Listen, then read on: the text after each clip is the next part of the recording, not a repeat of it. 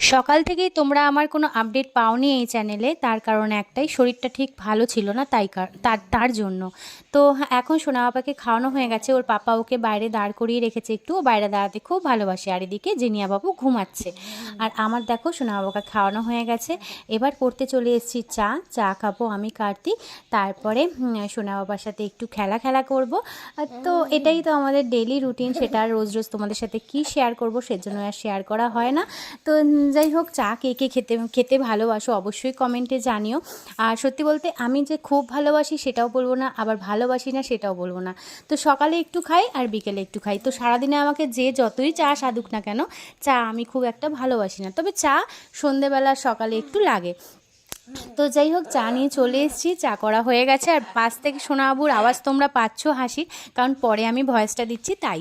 তো এদিকে দেখো ওর পাপার সাথে খেলা করছে শুয়ে, আর আমরা এখন চা খাচ্ছি। তো এই যে কার্তিক তো শুরু করে দিয়েছে, আর এই যে আমি সোনাবাবাকে নিয়ে বসে পড়েছি, এবার আমিও খাবো চা। তো চলো, টাটা, বাই বাই।